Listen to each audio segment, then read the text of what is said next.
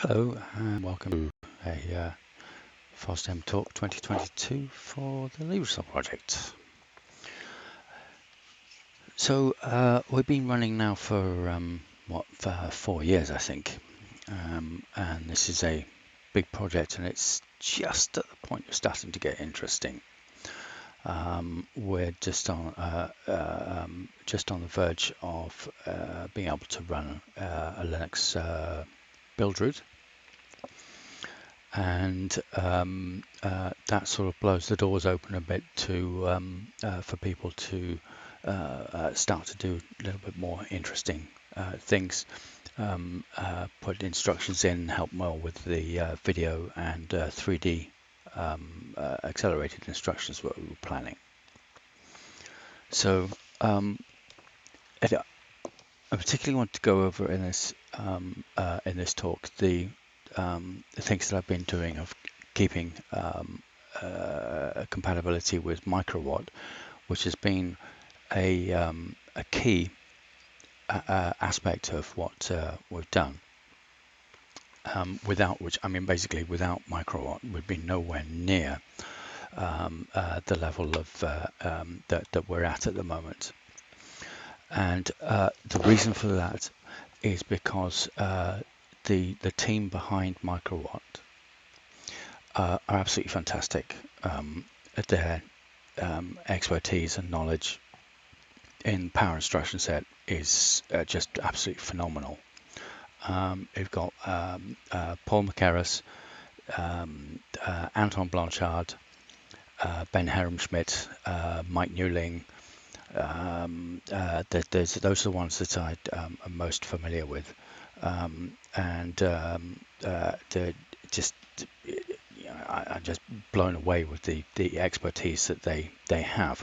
But one of the things about the power instruction set is that it is deeply comprehensive, shall we say, because it's designed for supercomputing. And consequently, it takes a long time to get used to it.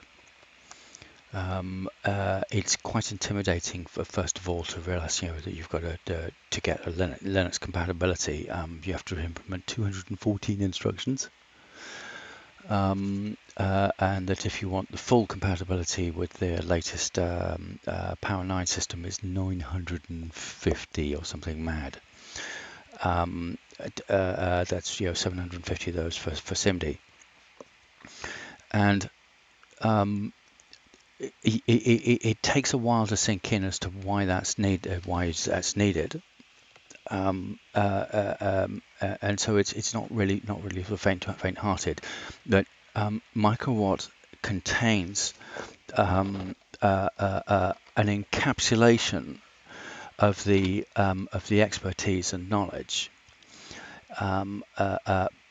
in VHDL because it's been written by people who are software engineers. It's well documented. It's got comments. So in particular, for a few things that we've done is the Zix interrupt controller. We've made sure that we're compatible with that. With the dcache, instruction cache, even the decoder that we wrote as powered instruction decoder was based on the Microwatt one. But from there we diverged to because the goal is to create because the goal is to be a supercomputing class processor with built-in GPU capability into the instruction set, not as an external one, but the actual instruction set, being augmented to contain 3D accelerated and video instructions. We needed to create a base that will be high performance, so we picked out of order superscalar architecture and have been working towards that. So that's where we diverge in the architectural design. And we also copied the MMU. So the Microwatt MMU, so we have the full compatibility with the Radix MMU, and it's the amazing thing is that this code is it's only what 500 lines long. It's quite a simple, 514 lines with clear documentation about what's going on, and things like this with the when radix read wait, well, that when radix lookup, oh well, that must mean that when we're in the state of looking up the to start initiating the radix lookup, do a decache request and move to the read wait state. I mean, the code's readable, it's and obvious. Segment check. Oh, that must be for checking the segment of the address of the part of the address. So some things aren't obvious that from this. There's the top 2 bits of the address in power instruction set are treated as a quadrant. It's called for user space, hypervisor mode, and kernel mode, which you kind of need to know. But what we've done is just trusted it and followed along for compatibility. And what that meant is that I'm now in a position to start running verbatim with no modifications the exact same Linux 5.7 kernel and build route that Microwatt is running. So let's just have a look at, for example, the decache here. This is, I have to say, this is particularly complex. It's taken us a year to get this ported. We're running in NamiGen. NamiGen HDL is entirely in Python. So the reason for that is so that any software engineer, which is 1/3 of the world's software engineers, recently TO've indexed on Python now. It's become the #1 programming language in the world. So that's why it was picked. Whereas there's 700,000 software engineers in the world, only 70,000 hardware engineers, HDL engineers. So pick a language that 5 times more people know, and it makes sense to me, So we've kept the names of everything here. So there's, if I were to find op_none, op_none. Yeah, look, op_none. Where is it?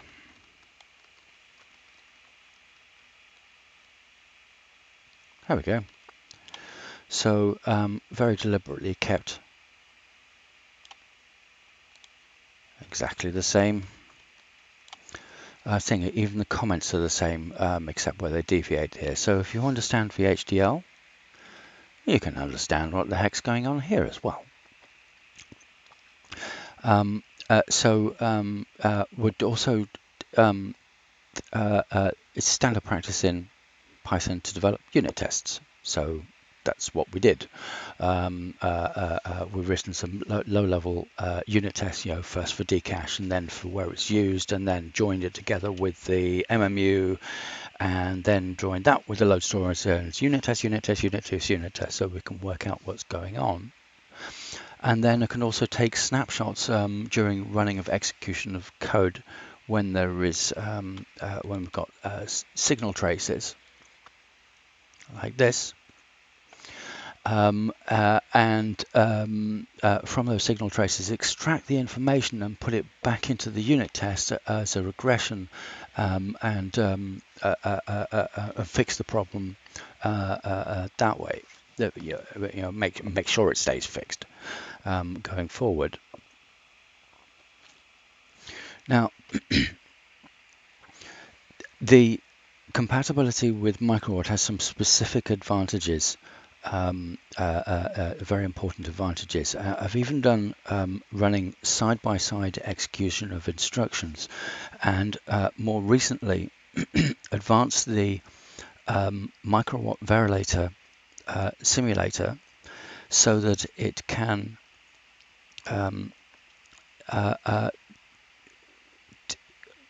okay, so there's two important things that I did here. One was to decouple the executable that's converted from a hex file into VHDL and then converted to a Verilator simulation. I I decoupled that in the Verilator in the C++ code so that it could be loaded into a fake memory or fake simulated memory as if it was a block RAM and start executing from there. So let's have a quick look at that. BRAM.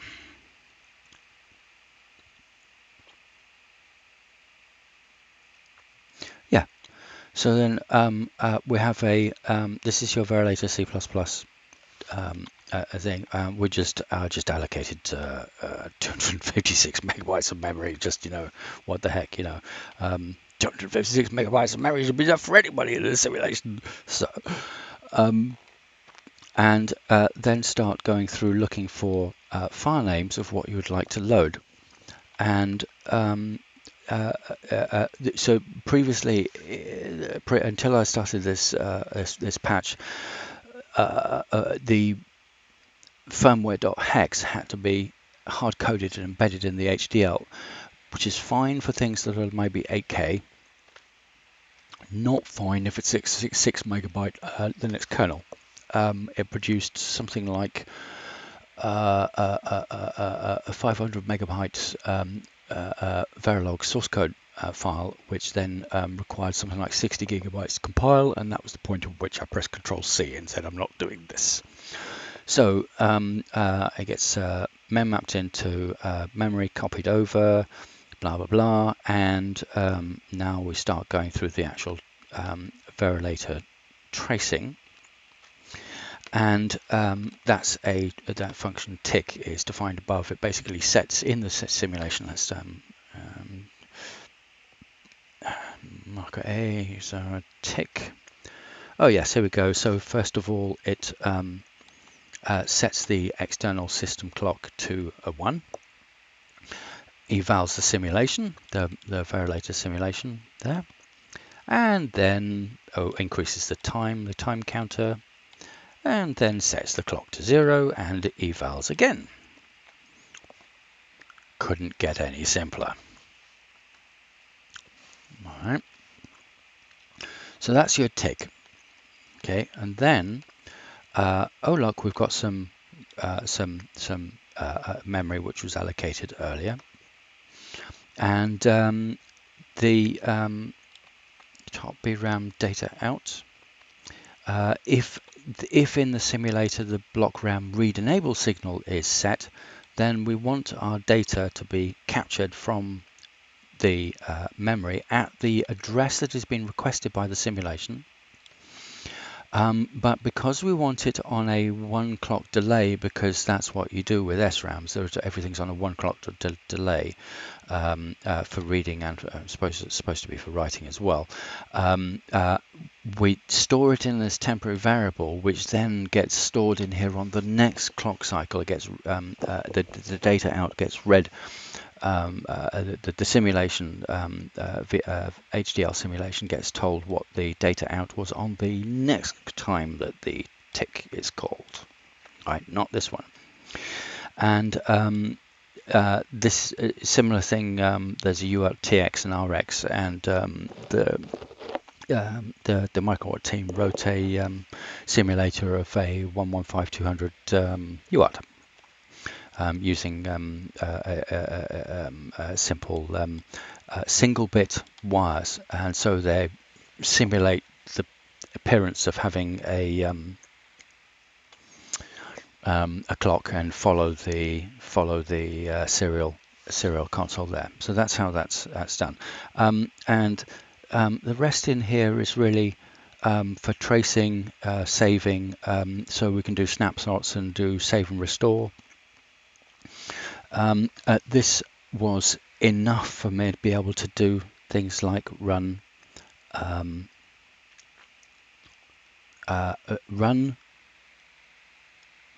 firmware from the command line, regardless of how big the actual file is. You don't have to recompile the actual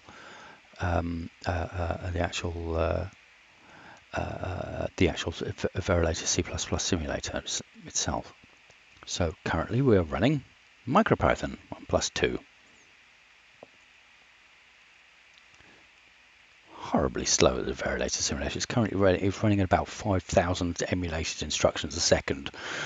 It's mentally slow. And actually, yeah, I don't know. Make clean. I don't know which version that's actually running. What is it running? External core? Is it running libre-soc or is it Microwatt? And previously, that wasn't a question. Microwatt always runs Microwatt. So what I've done is I've added a compatibility layer in. So you can say an external core. Now you could do, if you really wanted to, you could put in the IBM A20 core in here.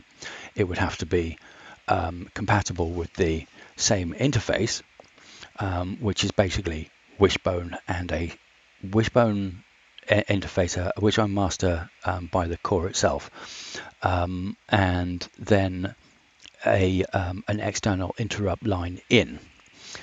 Everything else is handled by the Microwatt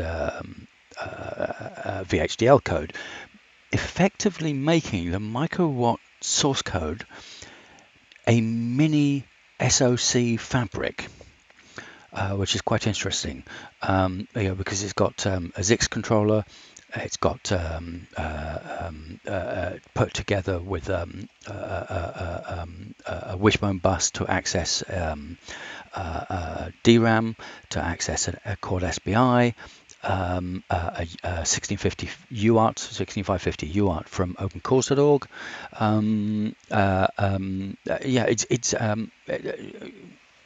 it's all there. So make clean, make Microwatt Verilator. So here what we're doing is I just changed that external core to false, which will compile with the Microwatt core, not the libre-soc one. So that earlier in the up here,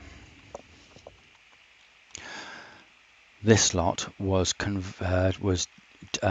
dumping the VHDL out to Verilog using Yosis GHDL plugin, which is fantastic. And what that will output a microwatt.v file for you, and then we handed over to that microwatt.v file over to Verilator, and off we go.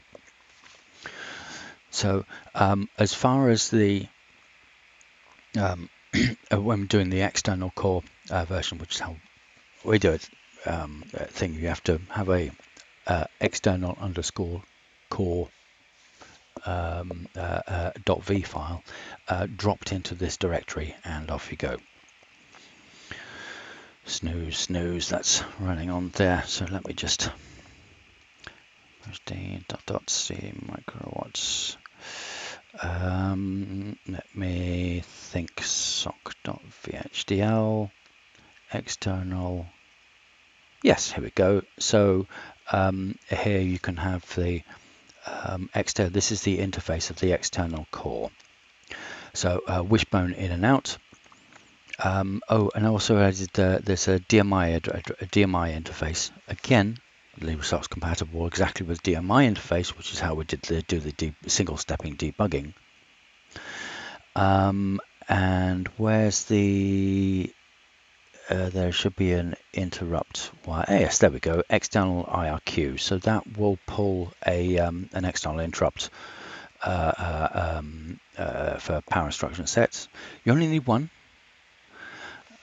because you think because then your Zix interface from having had the IRQ, you can then go and have a look at the Zix interface, etc., to see service the interrupt. And these things are doing for debugging. To see what's the RISC-2000 reporting to see what's going on. So let's compile, let's rerun that firmware, and that is still running. It's actually, is that slower? Come on, go, go, go, go, go, go. Right. Information. 1 plus 2. 1 equals 2. Sorry, I typed it wrong. 1 equals 2. That should. No, you cannot assign 1 equal to 2. That's fantastic. That's the microphone thing. Let's try the hello world one. Hello world.bin. And that's the hello and micro hello world executable.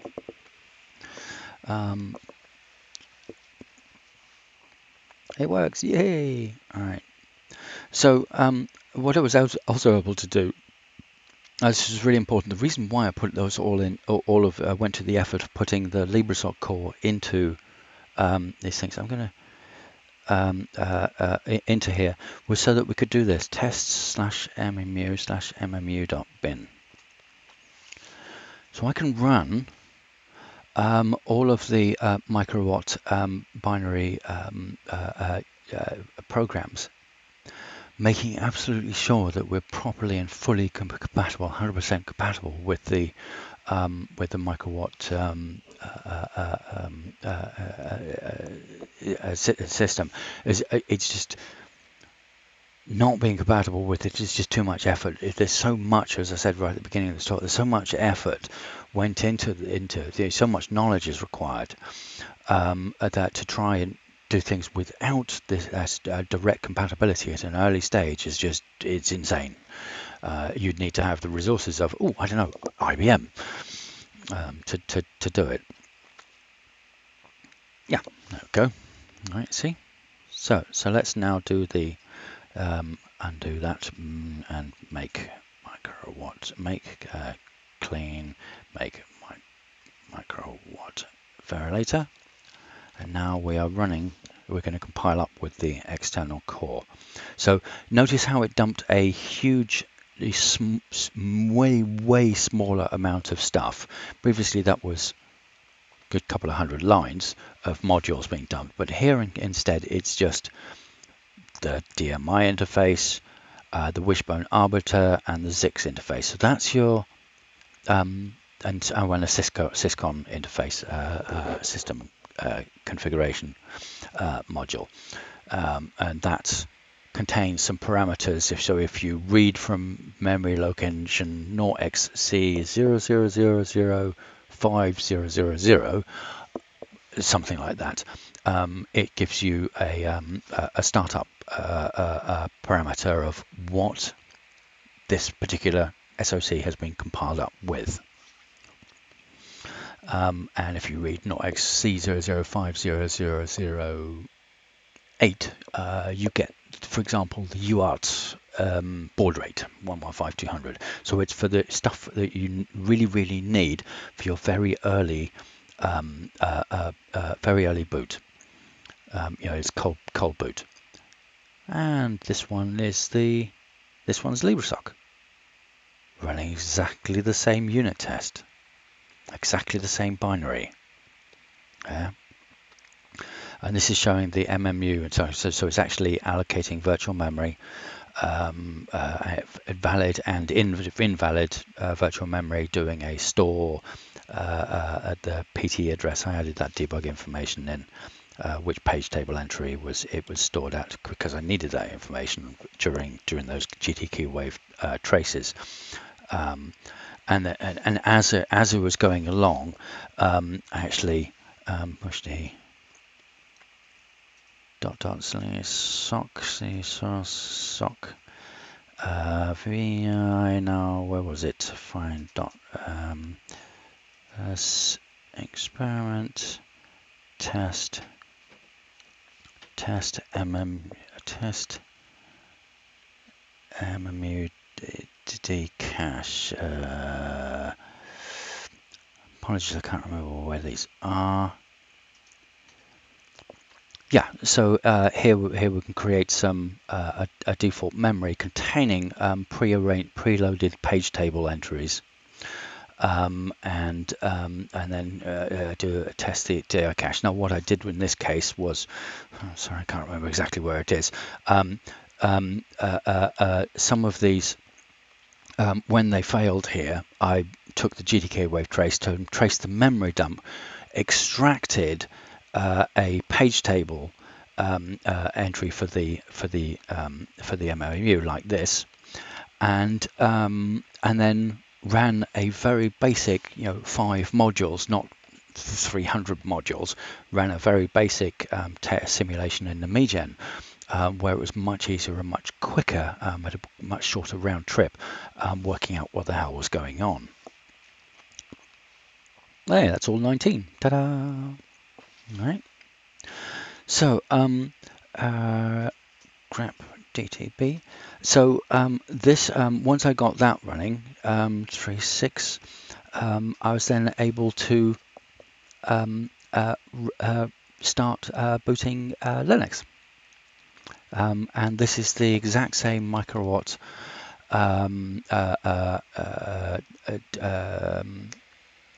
build root image with Linux 5.7 that you can see online. If you look for one, there's some great instructions on how to set that up with an RTA 7 FPGA. Now, this is horrendously slow. I mean, Microwatt is literally, it takes, I think, 6 hours to get to the boot prompt under Verilator, because it's only running at about 5,000 instructions a second. And it's just as horrendously slow. I think it's slightly slower because we're still running a different core. It's like international paint drying competitions have nothing on this, So yeah.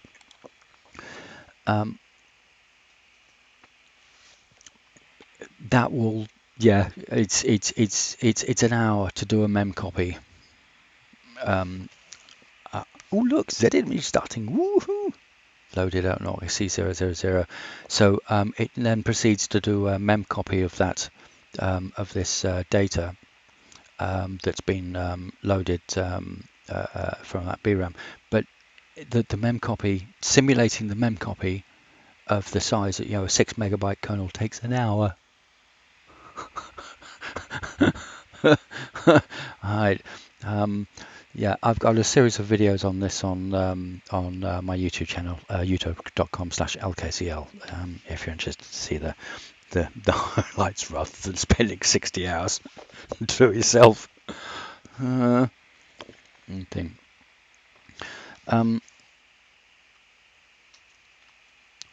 Now, so that's the external core there. So this is part of the what I would call the mini-soc. Now, the other bit that I had to do was for the simulation, I didn't want to go to the trouble of adding in a simulated DDR memory. So what I did was I hacked the SDRAM initialization code so that it would operate in what I've called standalone MiniBIOS mode. Okay.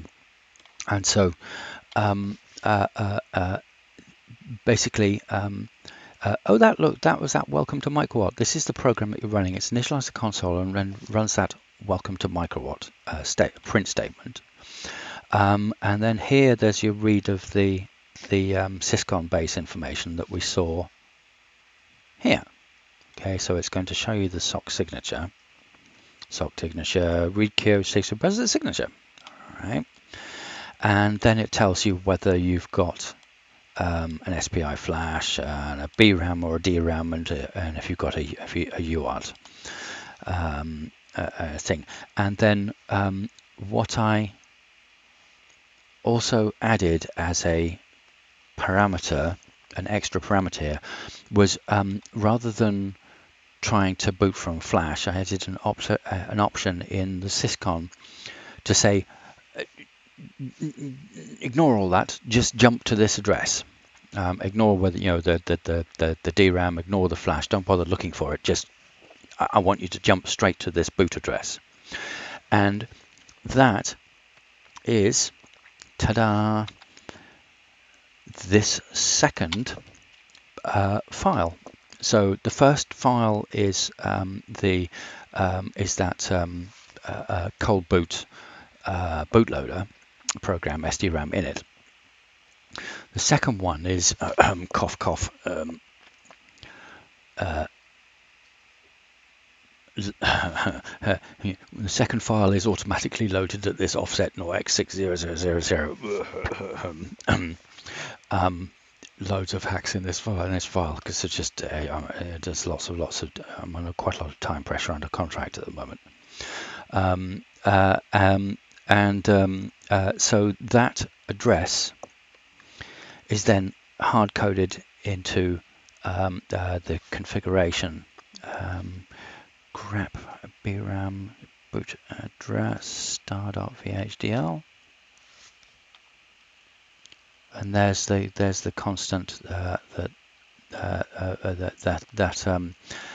ends up being put in there. That's what it is. The address is not the. Apologies, I can't really say. Where is that? Find dot mouse name star.h xr grep BRAM boot address. Yes, there we go. So that gets put there. That's the offset 0x50 that I was talking about. So you've got a syscon address will be 0xC0000 5000 plus 0x50 will be the boot address. Somewhere I can't exactly remember where it is at the moment. I've put that as that address 0x6 60000. So those two match, so that means you end up jumping to the Linux kernel after you've initialized the UART and printed out that wonderful information here, telling you what the clock rate is and 50 megahertz, etc., etc. Oh yeah, boot address, there we go, 0x6000. Ta-da! Sigh. So in this way, now, despite the fact that it's horrendously slow, you may have noticed I've got a lot of stuff in here, extra stuff in here, including generating GTK wave traces. So this is your VM Verilator trace. So you can dump out a VCD file as you are running. Now, that is extraordinarily useful, aka critical, when you have a complex design that you need to debug and need to find out what the heck's going on.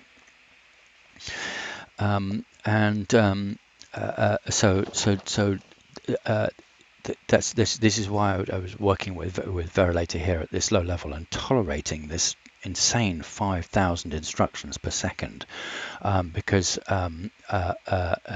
right in the middle at the points where things fail and go horribly wrong, I can set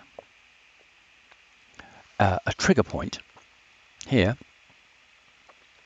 So in the dump instructions thing, I can say if the trigger address is 0xC001E46C and the instruction being executed is 0x6C600, then start enabling the GTK wave traces, because I mean, I tell you, the files are absolutely insanely enormous. I ran out, I've crashed my machine twice by accidentally enabling that and producing 460 gigabyte GTK wave trace files by mistake. Yeah. Fun thing. So yes, and the snapshots allow me to get up to that point so if something goes wrong, if the system does run out of disk space, I can restore back to that previous point, having enabled GTK wave traces from that point onwards, and it's saved a huge amount of time. I think I would no way have been able to get as far as I have without this. Um, the next point, the next thing we're moving on to is running on FPGA. And that's complicated because the amount of resources being used by 64-bit radix capable power systems, power instruction set systems is big. We're It's just an artifact of the power instruction set. We need 200 instructions. You can't get away with 40, 50, or whatever it is in, say, RISC-V. Um, just because it's a supercomputing ISA, and consequently, the FPGA resources needed are really quite big. We're hitting 95% of a Versa ECP5, which is a 45K LUT force. That's a bit unfortunate thing. So I've got a couple of FPGA developer boards on the way. One is an 85K ULX3S. I'm currently trying to get the Digilant RT-A7-100T up and running. That is actually working with smaller designs using Simberflow. But the larger designs are running out of resources on the A100T using Simplifo, which is the reverse engineered Xilinx FPGA place and router. If I used the proprietary one, which I don't want to do, it wouldn't be a problem. Welcome to running Libre projects. So anybody wants to use proprietary tools, they're more than welcome to do so, and to send in patches. Yeah, I think that's probably good enough to be going on. Future work that we're doing, we have quite a lot of NLNet grants. So there's a huge amount of room for everybody. We've got a Carver Tools port of the power instruction set. Now, this is a hardware cycle accurate simulator by Peter Su. Absolutely brilliant. Peter was the architect behind the MIPS R8000 in 1994, and the work that he did it included matrix, sparse matrix multiply in the R8000, which pissed all over the Cray supercomputers of the time. If you loaded a Cray supercomputer with regular data, sequential data, it was more efficient. But when you handed things like sparse matrices, it slowed down enormously. And Peter was responsible for making sure that the MIPS R8000 had way better performance, which is deeply impressive. And he is currently working for the Barcelona supercomputer group. And he's done as part of a real-time simulator. You can find the talk on ISA Conf 2021. It's deeply impressive. I thoroughly recommend watching his talk. And we've got funding from NLNet to do a port of Carver Tools to Power Instruction Set. which will be absolutely brilliant. We've got another NLAT grant for Sorbonne University to improve the VLSI tools, Coriolis 2. There is another one for the for doing cryptographic primitives in the power instruction set. So these will be draft instructions. And bitmanips. And here we have soc.org. It's actually started developing some of these instructions already. These will be proposed to the Open Power Power ISA, and anybody who's familiar with the RISC-V, no, right, that one, there we go, this one. Anyone who's familiar with RISC-V bitminip should recognize many of these, but we've also included things like ternlog. Ternlog and a general purpose Galois field multiply, add, and divide. Grevy, grevw, bitmate, thing, Carolus multiply, shuffle, etc., etc. And ironical thing is that some of these are already in the Power ISA. It's quite funny working with these things. You find that some instructions already exist. BPermD, yes, that's the one. That BPermD already exists. So basically, all this is designed to be added to get 3D and graphics and low level bit manipulation for pixel data and etc. Things up and running a bit more efficient than they are even on the VSX instructions. We've still got still doing the wishbone streaming. That's another project, and the video one, that one's actually stunning. Lowry Kasnan helped with that, and we managed to get a 5-fold reduction in program size in FFmpeg for the MP3 codec in a loop. We really weren't expecting it to be that dramatic a reduction in the code size. So heck of a lot going on. Really use people's help on these things. There's an enormous amount of things. All of it is free software, and it's actually been paid for. You can actually be paid to work on free software, which is unusual. And it's your copyright material rather than the company that you're working for owning everything you do, think, and say. So if that's of interest, do get in touch. Thank you very much. Any questions? Thank you.